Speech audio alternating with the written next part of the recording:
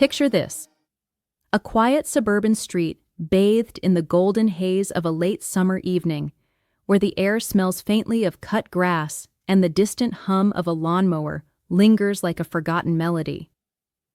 I'm standing at my kitchen window, hands submerged in soapy water, watching the last of the day's light play across the backyard.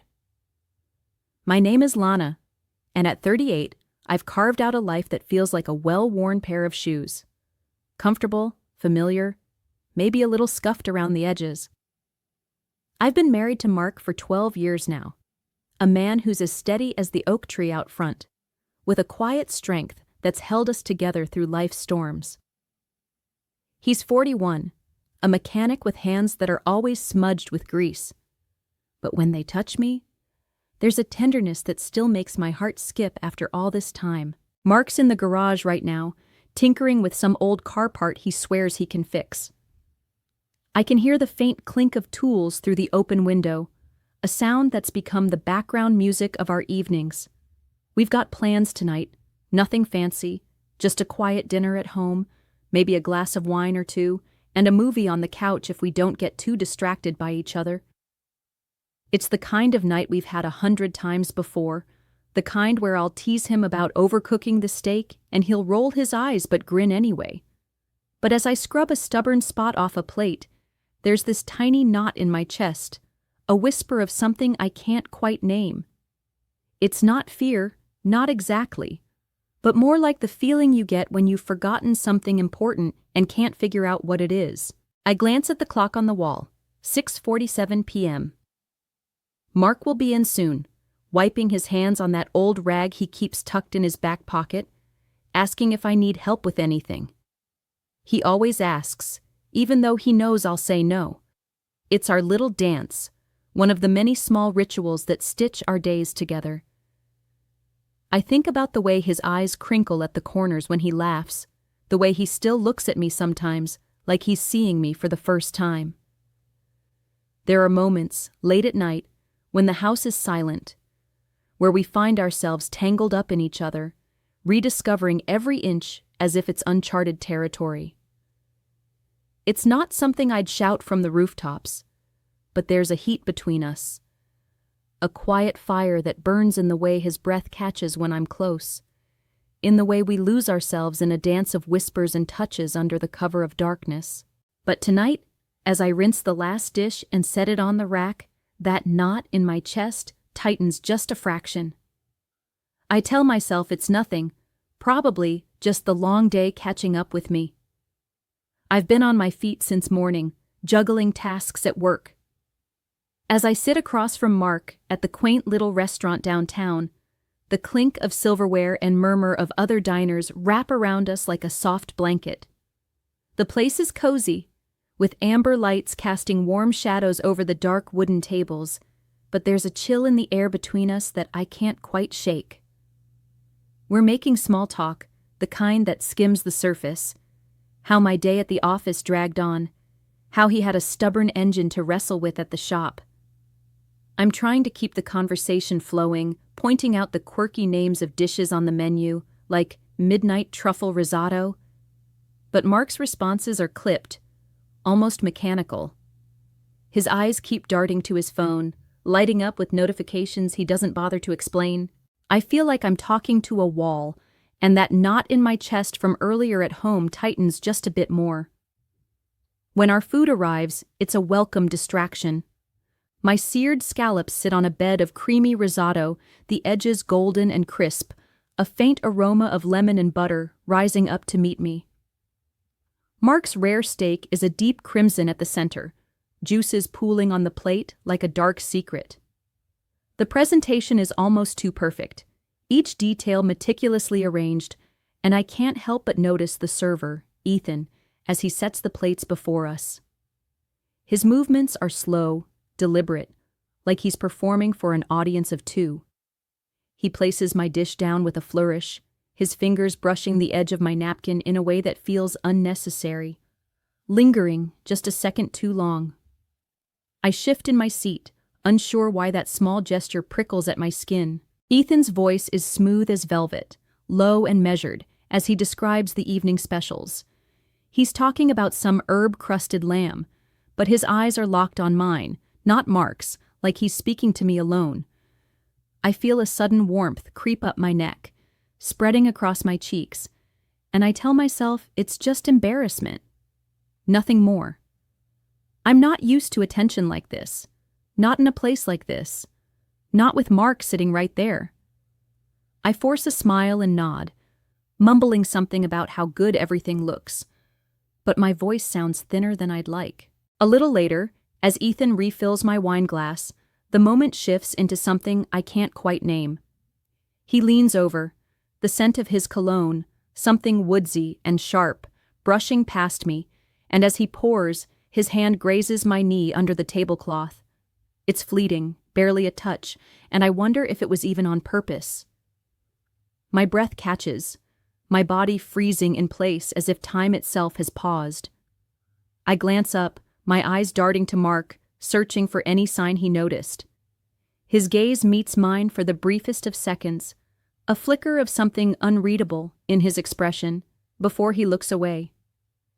He lifts his glass, taking a slow, deliberate sip of wine. As we finish dessert, a rich chocolate torte that melts on the tongue, I barely register its decadence. My mind is a whirlwind, spinning far from the cozy amber glow of the restaurant. Each bite feels mechanical, like I'm just going through the motions. That knot in my chest hasn't eased up. If anything, it's tighter now, pressing against my ribs. I take a sip of the last of my wine, the buzz humming through my veins, making my skin feel too warm, too tight.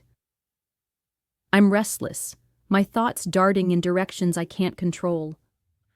I mumble an excuse to Mark about needing a moment, pushing my chair back with a scrape that feels louder than it should. He nods, barely looking up from his phone, that same distant expression still etched on his face. I head toward the restroom, hoping a splash of cold water might snap me out of whatever this is. The restroom is at the end of a narrow hallway, tucked away from the hum of the dining room. It's a small, single-occupancy space, the kind that feels like an afterthought in a place this charming. The overhead light flickers intermittently, casting jittery shadows across the tiled walls. The mirror above the sink is cracked in one corner, a spiderweb of lines distorting my reflection as I step inside. There's a faint scent of lavender cleaner in the air, but it's undercut by something stale, like the room hasn't been aired out in too long. I turn the lock on the door, or at least I think I do, hearing the click but not double-checking. My hands grip the edge of the sink, the porcelain cool against my palms as I stare into the fractured glass. My eyes look too wide, too searching, like I'm trying to find answers in a face I don't quite recognize right now. Why am I so on edge? Why does everything feel like it's teetering on the brink of something I can't name? I'm just about to turn on the faucet when there's a soft knock at the door, so quiet I almost think I imagined it. Before I can even form a response, the door creaks open, the sound slow and deliberate, like a scene unfolding in a dream. My breath catches as Ethan steps inside, his presence filling the cramped space. His expression is unreadable, but there's an intensity in his gaze that pins me in place. Time seems to stretch, each second dragging as my heart slams against my chest, a wild rhythm I can't control. My voice is stuck somewhere in my throat, useless, as he closes the distance between us without a single word. It's like the air itself thickens, heavy with something unspoken, something dangerous. His hand finds my waist, the touch firm and unhesitating, pulling me closer until there's barely any space left between us. I can feel the heat of him, the way his breath brushes warm against my neck, sending a shiver down my spine. He murmurs something, his voice low and rough, but the words are lost in the rush of blood pounding in my ears. I should push him away, should say something, anything. But instead, I find myself leaning into it, caught in a current of reckless want I didn't know I had in me. The space around us feels even smaller now, the cold edge of the sink pressing into my back, a sharp contrast to the warmth of his grip. Our breaths mingle, quick and uneven, the sound filling the tiny room like a secret we're both too far gone to keep. But then, in a split second that feels like a lifetime, my eyes dart toward the door. It's not fully closed, there's a narrow crack, just enough to see through. And there, standing in the hallway just beyond, is Mark. My heart stops, ice flooding my veins as I take in his figure, motionless, his face a blank mask. He's watching us, his eyes locked on mine through that sliver of space, and I wait for the explosion. Anger, betrayal, anything. But there's nothing. He doesn't move to interrupt, doesn't turn away. He just stands there, a silent spectator to this moment that's spiraling out of control. I'm frozen. As I pull away from Ethan, my legs feel like they're made of lead, each step back toward the dining room heavier than the last. My mind is a storm, swirling with flashes of what just happened in that cramped, flickering restroom. Those stolen moments of heat and recklessness that I can't undo. I'm replaying every second, every touch, every breath, trying to figure out how I let myself fall into that abyss. And Mark saw it all. His silent figure in the doorway is burned into my memory, a shadow that looms over every thought. What does he think? What will he say? I don't even know what I'll say to him, or if I can even look him in the eye. My chest is tight, that knot I've been carrying all evening, now a full-blown ache, squeezing the air out of me as I weave through the narrow hallway back to our table. The restaurant feels different now, like the world has shifted just a few degrees off its axis. The clink of glasses and silverware is sharper, piercing through the fog in my head, and the murmur of voices from other diners swells into a deafening roar. Laughter erupts from a nearby table, carefree and oblivious, and it grates against my raw nerves. I want to shrink into myself, to disappear into the polished wooden floor beneath my feet, but I keep moving, one foot in front of the other, until I'm standing at our table again. I hesitate for a split second before sliding into my seat, my body rigid, every muscle coiled tight as if bracing for impact. I catch a glimpse of myself in the reflection of a nearby window. My hair is slightly mussed, strands escaping the neat style I'd fixed earlier, and my cheeks are flushed a deep, betraying pink. My hands tremble as I reach for my water glass, the cool surface slipping slightly under my unsteady fingers. I take a sip, hoping it'll steady me, but it only amplifies the chaos inside. I can't bring myself to meet Mark's gaze, not yet. My eyes stay fixed on the table, on the empty dessert plate with its smudge of chocolate, on anything but him. I expect a storm, shouted accusations, a cold demand for answers, but there's nothing, just silence. And somehow, that's worse. Mark sits across from me, unmoving, his presence a weight I can feel even without looking. I hear the faint swirl of liquid in his glass as he toys with the last of his wine, the motion slow and deliberate, almost hypnotic. I steal a glance at Ethan out of the corner of my eye. He's clearing a nearby table, his movements as smooth and unaffected as ever, as if nothing happened, as if he didn't just turn my world upside down. The clatter of plates in his hands is the only sound breaking through the suffocating quiet between me and Mark. It stretches on, this silence, thick and heavy, wrapping around us like a fog I can't see through. I finally muster the courage to lift my eyes, searching Mark's face for something, anger, pain, disgust, anything that would give me a clue to what's coming. But his expression is a mask, unreadable, with just the faintest hint of something I can't place. Amusement? No, that can't be right. But there's a curve to his lips, a subtle tilt that sends a fresh wave of unease through me. What is he thinking?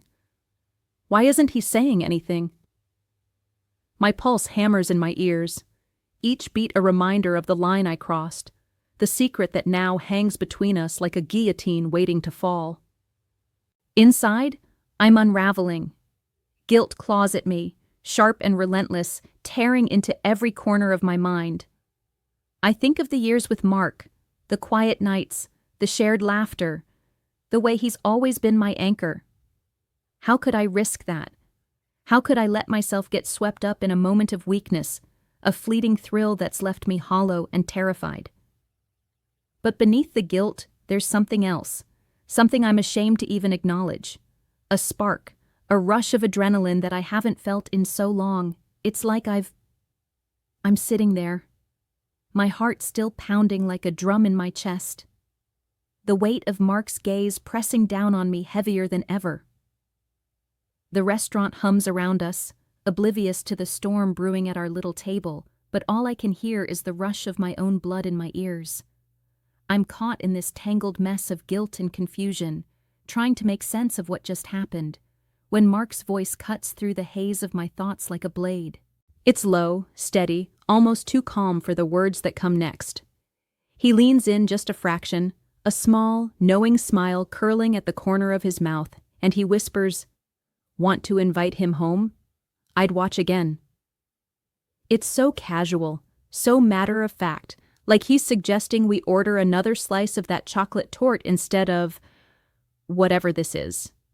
My breath catches, a sharp little gasp I can't hold back, and for a moment the world tilts under me, the amber glow of the restaurant lights blurring at the edges. My mouth goes dry in an instant, like all the moisture has been sucked out of me. I stare at him, wide-eyed, searching his face for any hint of a joke, a crack in that composed exterior that would tell me he doesn't mean it. But there's nothing. His eyes are steady, intense, holding mine with a look I can't unravel. Part challenge, part invitation, and something else I can't name. It's like he's daring me to step into uncharted territory, to leap off a cliff with no idea what's at the bottom. My mind blanks, thoughts scattering like leaves in a storm, and I'm left grasping at nothing. No words, no anchor, just this raw electric tension stretching taut between us. I can't tell if I'm more shocked by his words or by the way they don't carry even a whisper of anger after what he saw in that hallway. My body reacts before my mind can catch up. My pulse is a wild thing, racing so fast I'm sure he can hear it across the table. A heat spreads through me, starting at my chest and creeping up my neck, burning my cheeks with a flush I can't hide. It's shock, yes, but there's something darker woven into it, something I'm ashamed to even acknowledge to myself. A flicker of excitement, a forbidden thrill that twists in my gut and makes me feel like I'm betraying everything I thought I knew about myself. I tear my eyes away from Mark for just a second, glancing toward the bar where Ethan is wiping down glasses, his movements smooth and unhurried, completely unaware of the conversation that's unraveling my world. His profile catches the light, sharp and striking, and I hate myself for the way my gaze lingers, for the way my thoughts drift to what could be if I let them. Inside, I'm a mess of contradictions, wrestling with the weight of Mark's proposition. I think about our marriage, the 12 years we've built together, brick by brick, through late-night talks and early morning coffee runs. I think about the routine we've settled into, comfortable but sometimes suffocating, and the unspoken distance that's crept in over time, a quiet gap I didn't know how to bridge until tonight. And then there's what happened in that restroom, that reckless, heated moment with Ethan that I can't erase from my mind. I don't regret it, not fully, not yet, and that scares me more than anything. I liked the rush, the way it made me feel alive in a way I haven't in so long. And now Mark, instead of tearing into me with anger or hurt, is offering something I never expected. It's not just permission, it's encouragement, a door swinging open to a forbidden path I didn't even know existed. What does it mean that he's not just okay with what he saw, but that he wants to see more? What does it say about him, about us? My mind churns, replaying the way Mark stood in that hallway, silent and unmoving, watching without a word. I expected rage, betrayal, a storm to match the chaos inside me, but instead, there is a calm acceptance, a willingness to explore this new dynamic. As Mark's words hang in the air, a charged silence falls over us, heavier than any we've shared before. It's like the entire restaurant fades into a distant hum, the clatter of dishes and murmur of voices dissolving into nothing. My heart is still racing, a frantic beat that I can't slow down, and I don't know how to respond. I don't say yes, not outright, but I don't say no either. The words stick in my throat, tangled up with a mess of emotions I can't untangle. I glance toward the bar again, where Ethan is now laughing with a coworker, his head thrown back in a way that looks so carefree, so unaware of the storm brewing at our table. A strange mix of anticipation and dread coils tight in my stomach, like I'm standing on the edge of something I can't see the bottom of. What have I stumbled into? What am I even considering? The evening winds down, and Mark signals for the check with that same calm demeanor, as if he hadn't just dropped a bombshell that's still echoing in my mind. He pays the bill, leaving a generous tip, his movements steady and unhurried. We stand to leave, and I feel the weight of every step as we make our way toward the exit. My legs are unsteady, like they might give out under me, but I keep my chin up, trying to hold on to some semblance of composure. As we pass by the bar, Ethan catches my eye.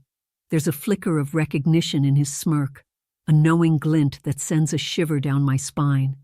Does he sense what's been discussed? Does he know the dangerous territory my thoughts are wandering into? I can't tell, but that look lingers with me, a silent question mark that I don't have an answer for. The drive home is quiet, but it's a different kind of silence now. It's not strained or awkward like it was earlier in the evening. It's electric, charged with something unspoken that hums between us like a live wire. Mark doesn't bring up his suggestion again, doesn't push or prod, but I feel it lingering there, an invisible presence in the car that I can't ignore. It's like a question waiting for an answer, one I'm not sure I'm ready to give. I steal a glance at him, watching the way his hand rests on the gear shift, steady and sure, as if nothing in the world could shake him. My own hands, though, tremble slightly in my lap, betraying the turmoil inside me. I clench them into fists, trying to hide the shake, but I know he notices. He always notices. The streetlights flash by outside, casting fleeting shadows across his face, and I wonder what's going through his mind. Is he waiting for me to break the silence? Or is he just as lost in this strange new territory as I am? As the miles slip by, my thoughts spiral deeper. I'm not the person I thought I was. Not anymore. That much is clear. I keep replaying the moment in the restroom with Ethan, the heat of it, the rush that coursed through me like wildfire. I don't regret it, not entirely, and that realization sits heavy in my chest, a truth I can't escape. And now, with Mark's offer hanging over me, I'm not sure I'd refuse if it came down to it. The thought alone sends a jolt through me, a mix of fear and something else, something darker that I'm ashamed to name.